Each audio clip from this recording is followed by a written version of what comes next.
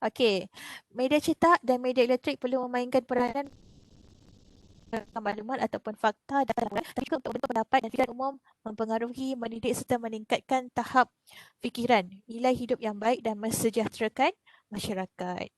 Okey, so media cetak dan media elektronik ini memainkan satu peranan yang paling penting. Okey, untuk menyebarkan maklumat ataupun data yang sahih, untuk menyebarkan maklumat yang sahih, kan? Supaya dapat meningkatkan kepada tahap pemikiran masyarakat. Okey, masyarakat tidak boleh pemikiran masyarakat tidak boleh dibanjiri dengan maklumat-maklumat yang tidak benar dan juga maklumat-maklumat hiburan yang terlalu banyak, kan? Kalau kita terlampau masukkan kepala kita, pemikiran kita dengan hiburan sahaja semata-mata, entertainment yang banyak saja semata-mata, okey, kita pun tidak akan meningkatkan tahap pemikiran kita. Okey, so untuk meningkatkan tahap pemikiran adalah dengan yang pertama dibantu oleh media penyiaran, yang kedua kita kena banyak membaca. Okay, sebab tu siapa yang nak jadi educator ataupun siapa yang nak jadi lecturer ataupun yang nak masuk dalam bidang education line ni, memang kena banyak membaca. Okay, bila kamu membaca dengan banyak, so dia dapat meningkatkan lagi tahap pemikiran seseorang manusia itu. Kalau dalam idioms, English idioms, kita selalu dengar you are what you eat, you are what you read. Kan? Kamu adalah apa yang kamu makan dan kamu adalah apa yang kamu baca. Ah, so kalau seseorang satu grup tu bentang, kan?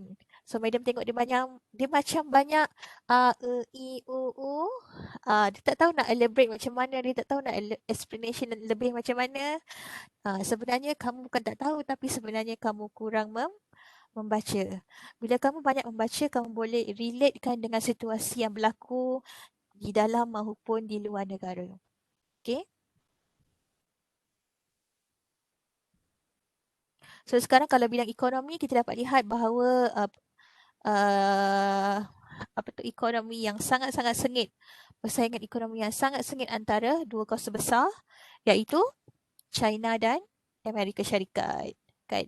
So Amerika ni dia nak membeli TikTok. Dia mengharamkan rakyatnya untuk pakai TikTok. Dia nak membeli TikTok tersebut. Kalau di China, dia tak guna Facebook. Dia guna platform media sosial. Weibo aku tak set madam. WeChat madam. WeChat dan sebagainya kan. So, diorang tak akan pakai benda yang takkan pakai benda dari Amerika dan Amerika juga tak pakai benda dari China. So nampak tak dua kuasa ni sangat-sangat berperang dari segi ekonomi kan.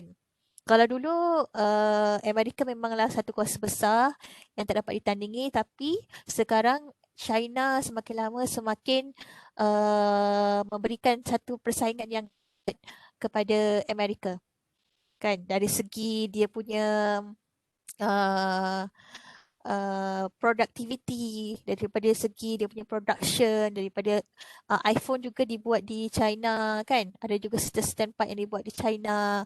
Okay, dia sangat-sangat, kalau kamu pergi barangan-barangan Shopee tu semua dihantar daripada China. Pernah kan dengar, pernah beli barangan daripada Shopee tak? Kan, daripada mana? Daripada Madam. Shenzhen. Ya, Austin. Madam. Ya. Ya, nak bercakap ke kak? Kamu ada tulis dekat chat ni? Oh, tak ada. Tak.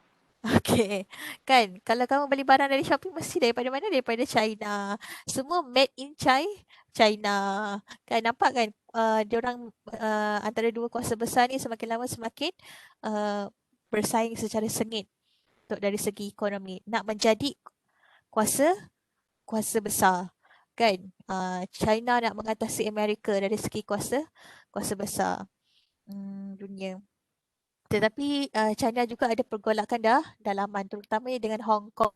Sebabnya apa? Sebabnya Hong Kong dulu adalah dijajah oleh Inggeris. Dan Hong Kong nak mendapatkan kemerdekaan daripada China. Kan? Kalau kita tengok Taiwan pun, Dia dah tak bernaung di bawah China lagi, dia dah menjadi sebuah negara lain. Kan kalau di perairan pula, nampak tak ada Southern Chinese Sea. Southern Chinese Sea. Okay, Laut Cina Selatan yang terletak di depan kita ni. Kan, kita kan berada di Laut Cina Selatan, betul tak? Borneo.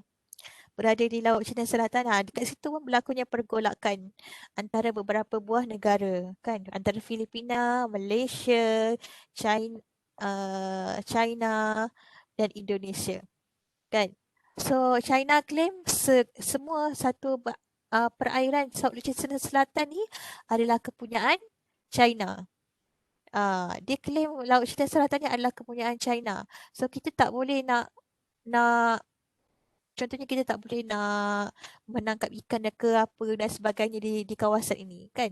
Tapi sebenarnya laut yang dia ada beberapa meter daripada kawasan negara tersebut itu adalah perairan antarabangsa kan. Perairan antarabangsa yang tidak dimiliki oleh mana-mana negara kan.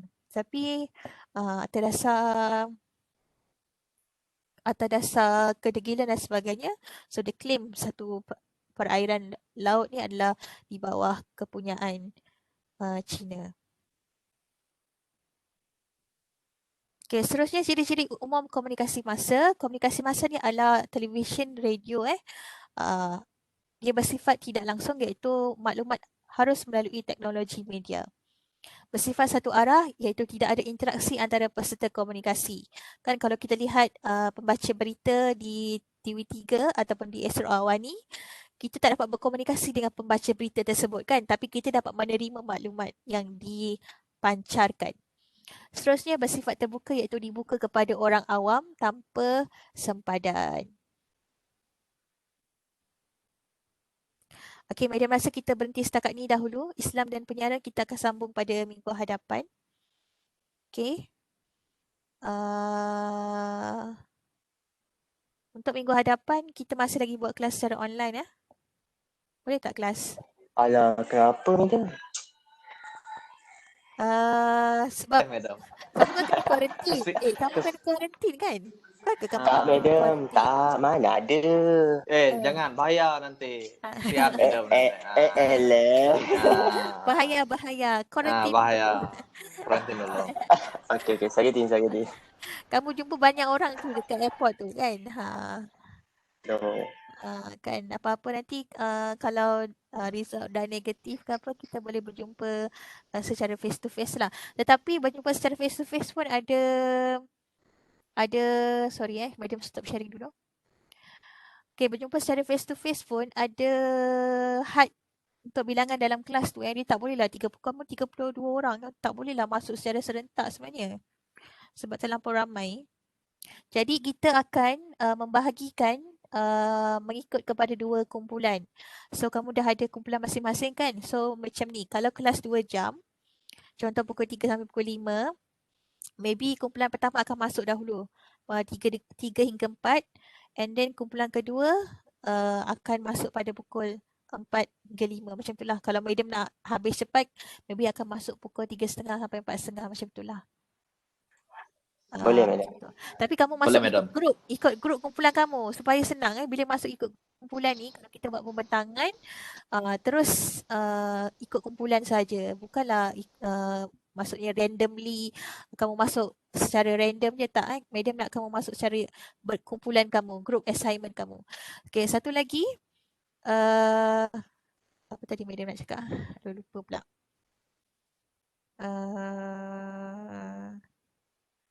Itu je lah kot.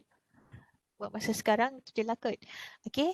So, untuk minggu hadapan, kita masih lagi menggunakan online. Ataupun macam ni lah. Madam tak sure lagi. Nanti madam akan inform lah dari semasa ke semasa sama ada online ataupun face to face. Okay. Tapi kalau face to face, kita masuk secara grouping. Okay. Sebab tak boleh ramai-ramai dalam satu kelas. Okay, kita kena jaga SOP. Kalau tak kita kena saman. Berapa saman kita bayar? Kan? Mahal, madam. Sekarang dia nak naik lagi daripada 1,000 dah jadi 10,000.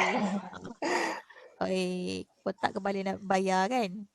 So kita terpaksalah ikut SOP dia.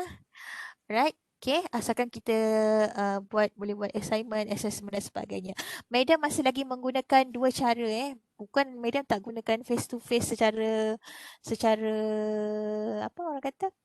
Secara berterusan, tapi madam juga menggunakan online juga. Madam guna dua cara lah, face to face dan online. Boleh, Okay. madam. Untuk kelas di jabatan kamu, jabatan perdagangan macam mana? Untuk subjek-subjek yang lain, ada tak pensyarah bagi tahu?